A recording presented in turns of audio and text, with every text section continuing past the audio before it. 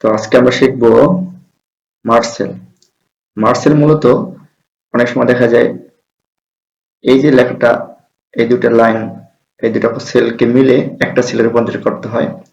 আবার অনেক সময় দেখা যায় এই যে আমাদের চারটা সেল আছে, চারটা সেল একত্রিত করার জন্য আমরা মার্সেল ব্যবহার করাই। এবং মার্স মানে সমন্বয় করা, একত্র করে ফেলা, একাধিক সেলগুলোকে সিলেক্ট করে একটা সেলে রূপান্তর করা। এবং অনেক সময় দেখা যায় এই যে আমাদের বাংলাদেশ লিখছি, এই লেখাটা জাস্ট এই মাঝখানে থাকবে, নিচে লেখা দুটো থাকবে। সেক্ষেত্রে আমরা প্রথমে দুটো সেল সিলেক্ট করব, এবার মার্জ সেলে ক্লিক করব, অটোমেটিক লেখাটা মানে দাগটা মুছে গেল। এখন আমরা যদি এটা সেন্টার দিয়ে দিই তাহলে আমাদের মাঝখানে চলে আসলো। অনেক সময় আমরা এটা যদি এরকম করতে চাই তাহলে সিলেক্ট করতে হবে, লেআউটে ক্লিক করতে হবে, মার্জ সেলে ক্লিক করতে হবে।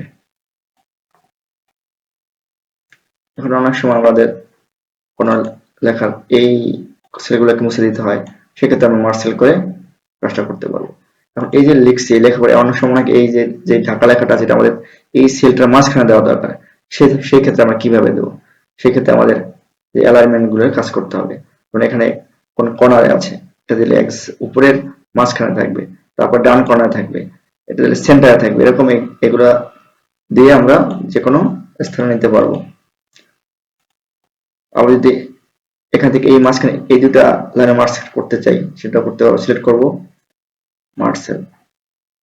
তো মার্সেল হচ্ছে একত্রে কতগুলো সেলকে মুছে একটা সেলে রূপান্তর করা।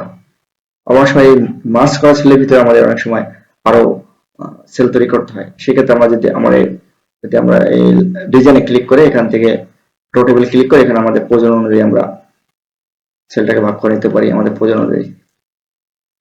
আবার যে কোনটা অতিরিক্ত হয়ে যায় মোছা দেওয়াটা এর থেকে মুছতে পারবো। আবার অনেক সময় দেখা যায় যে এই সেলটার ভিতরে আরো 5টা ভাগ হবে বা স্প্লিট হবে। যেমন আমরা চাই যে আমাদের এই সেলটার ভিতরে আরো একাধিক সেল তৈরি করতে হবে, লেখা স্প্লিট সেল, মানে বিভক্ত করা। এক্ষেত্রে আমরা এখানে সেলটাকে বিভক্ত করতে পারি।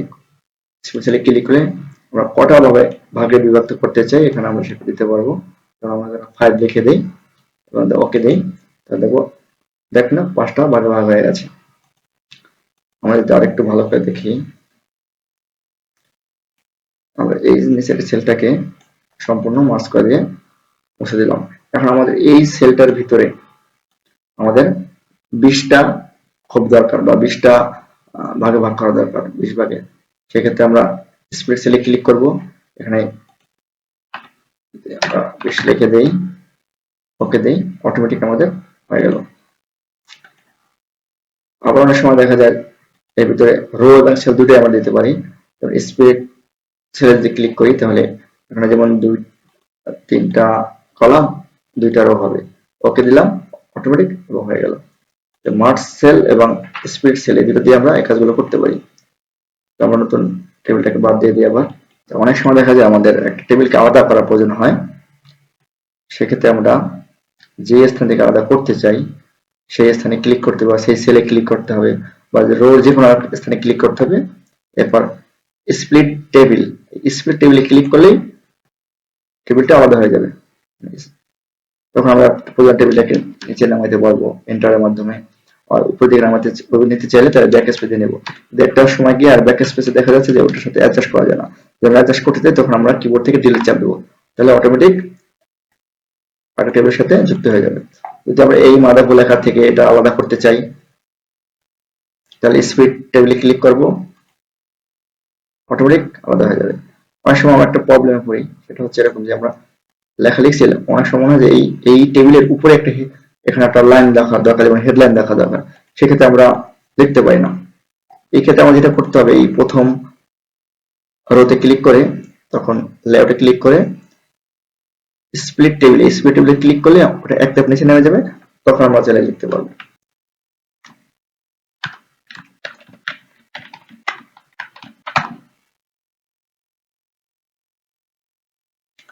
এইভাবে আমরা আমাদের হেডলাইন দিতে পারবো। আর টেবিলে যে অপশনগুলো সেটা টেবিলের ভিতরে না ক্লিক করলে সেটা আসবে না। যখন আমরা বাইরে ক্লিক তখন দেখা যাচ্ছে ওই অপশনটা চলে যায়, যখন আমরা ক্লিক করবো তখন এই অপশনটা চলে আসবে। তো আমরা শিখলাম merge, split, cell, split table. এবার আছে অটোফিট। অটোফিটটা আসলে অনেক সময় দেখা যায় আমাদের যে আমরা যে লেখাটা লিখছি, লেখাটা কোনো লেখাটা বড় হয়, কোনো লেখাটা ছোট হয়, সেক্ষেত্রে আমরা লেখাটা যদি টেবিলটাকে ওই লেখার সমান রাখতে চাই, সেক্ষেত্রে প্রত্যেকটা পয়েন্টকে ধরে ধরে আমাদেরকে সেটা করতে হয়, কিন্তু একটু সময় অনেক লাগে।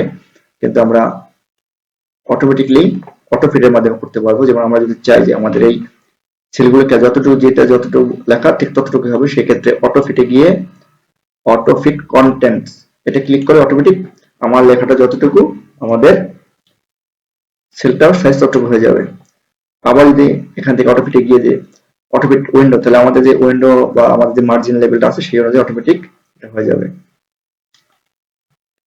তারপরে আমাদের প্রয়োজন হলে আমরা নিজের যেটা প্রয়োজন সেটাকে আমরা আলাদা করে নিতে পারবো। বাকি যে আমাদের একটা সেল বা আমাদের একটা কলাম বা রোকে একটা নির্দিষ্ট পরিমাণ মাপে করতে হয়। সেই ক্ষেত্রে আমরা যেমন এই সেলটাকে আমার 1 ইঞ্চি দরকার বা 2 ইঞ্চি দরকার, এখান থেকে আমরা তখন কি করবো, ওয়াইড মানে পাশে এখানে 1.2 আছে, এটাকে আমরা এখান থেকে বাড়াই দিতে পারি। যদি আমরা 2 ইঞ্চি বাড়াই দিই, আমাদের এই সেলটা 2 ইঞ্চি হয়ে গেল। আবার যদি এই সেলটাকে আমাদের হাফ ইঞ্চি করা দরকার হয়, তাহলে হাইট থেকে আমরা যখন এটা বাড়াই দেবো, অটোমেটিক 0.5 মানে হাফ ইঞ্চি হয়ে গেল। এভাবে আমাদের একটা সেলকে বড় ছোট করতে পারবো। এরপরে আমরা শিখবো ডিস্ট্রিবিউট কলামস। ডিস্ট্রিবিউট কলামটা হচ্ছে অনেক সময় আমাদের একটা টেবিল তৈরি করলে এক একটা সেল ছোট বড় এরকম থাকে, কিন্তু আমরা চাই সব সমানভাবে থাকবে। সেক্ষেত্রে আমরা যদি ম্যানুয়ালি করতে যাই হাত দিয়ে, তখন আমাদের এটা হয় না। আমাদের যেটা করতে হবে তখন ডিস্ট্রিবিউট কলামস এটা ক্লিক করলে অটোমেটিক রোগুলোকে সমানভাবে ভাগ করে দিবে। কিন্তু যদি এরকম হয় যে আমি প্রথম কলামটাকে আমি ছোট রাখবো, পরেগুলোকে আমি সমানভাবে ভাগ করবো, তাহলে প্রথমটা বাদে বাকিগুলোকে সিলেক্ট করতে হবে। সিলেক্ট করার পরে ডিস্ট্রিবিউট কলামস, এই ডিস্ট্রিবিউট কলামস ক্লিক করলে অটোমেটিক আমাদের এটা সমানভাবে ভাগ হয়ে যাবে। আর এই রোর ক্ষেত্রে রো যদি আমাদের এটা একটা রো একটু বড় আছে, এই রোটা যদি এরকম করতে চাই, সবগুলোকে ডিস্ট্রিবিউটরতে ক্লিক করবো, তাহলে অটোমেটিক আবার সঠিক সমান হয়ে যাবে। আবার যদি এন্টারের মাধ্যমে যদি আমরা কোনো রোকে বড় করি, এই যতটুকু বড় হয়েছে, আমরা যদি এখন ডিস্ট্রিবিউট রো ক্লিক করি, অটোমেটিক সবগুলো বড় হয়ে যাবে।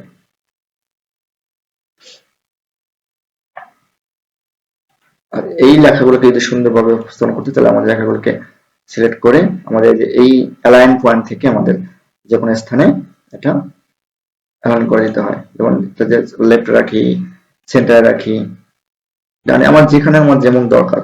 অনেক সময় কোন একটা লেখাকে আমাদের একদম ডান পাশে কর্নার দেওয়া, নিচে দরকার হতে পারে, নিচের মাঝখানে দরকার হতে পারে, যে কোনো জায়গায় দরকার হয় সেটাও দেবো। এরপর অনেক সময় দেখা যায় আমাদের কোনো একটা লেখা প্রয়োজনে দেখা যায় যে এই সেলগুলোকে আমরা সিলেক্ট করে মার্জ করি। এখন এই ঢাকা যে লেখাটা লিখছি, এটাকে আমরা নিচ থেকে উপরে লেখা দরকার, সেক্ষেত্রে আমরা টেক্সট ডিরেকশন এই অপশনটা ইউজ করতে পারি। ইউজ করবো, টেক্সট ডিরেকশন ক্লিক করলে অটোমেটিক লেখাটা আমরা যেভাবে দিতে চাই উপরে নিচে সেভাবে হয়ে যাবে। আমাদের সেলটাকে ছোট করে নেই, বড় করে নেই। এই ঢাকা লেখাটাকে যদি আমরা এখন উপর থেকে নিচের দিকে নিতে চাই, তাহলে টেক্সট ডিরেকশনে ক্লিক করলে আমাদের এই লেখাটা উপরে আর নিচে লিখতে পারবো। অনেক সময় আমাদের অনেক লেখা কিরকম দিতে হয়, যেমন আমরা যদি এখন এই লেখাগুলোকে উপর থেকে নিচে দিতে চাই, তাহলে টেক্সট ডিরেকশন ক্লিক করলে অটোমেটিকলি দিতে পারবো। আবার দাগের মতো করতে চাই, সেল সিলেক্ট করব, টেক্সট ডিরেকশন, লেআউট ঠিক হয়ে যাবে। আমরা আন্ডুর মাধ্যমে টেবিলটাকে আলাদা অবস্থায় নিয়ে যাই।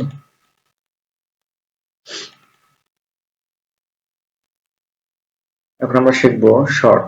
অনেক সময় দেখা যায় আমাদের কোনো লেখা বা কোনো লিস্ট লিখলে কোনোটা লেখা শুরু হয় এ দিয়ে, কোনোটা বি দিয়ে, কোনোটা সি দিয়ে, কিন্তু আমরা চাচ্ছি আমাদের লেখাগুলো যে লেখাগুলোর প্রথম অক্ষর এ আছে সেগুলো আগে থাকবে, তারপরে বি, এরকম বড় থেকে ছোট বা ছোট থেকে বড় আমরা ওইভাবে হবে আর কি। এ দিয়ে যে লেখাগুলো শুরু হবে সেগুলো আগে হবে, তারপরে বি দিয়ে যেগুলো সেগুলো আগে হবে, এরকম কলম অনুসারে হবে। এবার আমাদের লেখাটাকে সিলেক্ট করতে হবে কলমটাকে, তারপর শর্টে যাব, অ্যাসেন্ডিং সিলেক্ট করাই থাকবে, অথবা না থাকলে সিলেক্ট করে দিতে হবে। ওকে, অটোমেটিক আমরা দেখলাম যে এ দিয়ে যেগুলো শুরু হয়েছে সেগুলো প্রথমে চলে আসলো। আবার যদি চাই যে ডিসেন্ডিং করব, ডিসেন্ডিং ক্লিক করলাম, ওকে দিলাম, সেক্ষেত্রে আবার নিচের থেকে উল্টোভাবে আসলো। এ বি সি এভাবে। আমার যদি সংখ্যার ক্ষেত্রে হয় 1 3 1 2 3 1 এগুলো সিলেক্ট করে নিই, শর্ট অ্যাসেন্ডিং, ওকে, সবগুলো আগে চলে আসলো। আবার যদি আমরা সিলেক্ট করে আবার যদি শর্টে যাই, ডিসেন্ডিং দেই, তাহলে ওকে দেই, তাহলে বড় থেকে ছোট এভাবে হয়ে গেল। তো আসলে এই অপশনগুলো আমাদের অনেক সময় অনেক কাজকে সহজ করে দেয়, আমাদের যে কোনো কাজকে গোছানোর জন্য এটা খুবই ভালোভাবে কাজ করে। তারপর হচ্ছে ফর্মুলা। ফর্মুলার সময় দেখা যায় আমাদের কোনো বিশেষ সংখ্যা বা কোনো কিছু যোগফল যদি প্রয়োজন হয়, সেই ক্ষেত্রে আমরা যোগফলটা তৈরি করতে পারি। এবং যদি আমাদের এখানে এই সংখ্যাগুলোর যোগফল দরকার হয় সঠিক, বা আমাদের হাতে এখন ক্যালকুলেটর নিয়ে আমরা দ্রুত করতে চাই, সেক্ষেত্রে যেখানে আমরা ফলাফলটা নামাতে চাই সবার শেষে এখানে ক্লিক করে ফর্মুলাতে আবার ক্লিক করে ওকে দেব, তাহলে যোগফলটা চলে আসবে। অনেক সময় এরকম হয় যে আমাদের এইখানে যোগফলটা বসাতে হবে, এই জায়গা আমাদের, সেক্ষেত্রে হয় কি, আমরা যদি এখন এখানে দিয়ে ফর্মুলা দিয়ে 0 দিয়ে তারপর এখানে ইকুয়াল ফর্মুলা করতে হবে, তাহলে অটোমেটিকলি এটা ফলাফল চলে আসবে। অনেক সময় অনেক জায়গায় গ্যাপ থাকে আমাদের, সেই গ্যাপটা যদি আমাদের কোনো সংখ্যা বা ডিজিট না বসানো হয়, সেক্ষেত্রে এই ফর্মুলার সাহায্যে নিচের অংশগুলো যোগ হবে, কিন্তু ওইটার হবে না, উপরগুলো হবে না। সেক্ষেত্রে আমরা এখানে 0 বসিয়ে যদি আমরা এটাকে ফর্মুলা করি, তাহলে এভাবে আমরা প্রয়োজনে পরবর্তীতে আমরা যেটা কেটে দিতে পারি।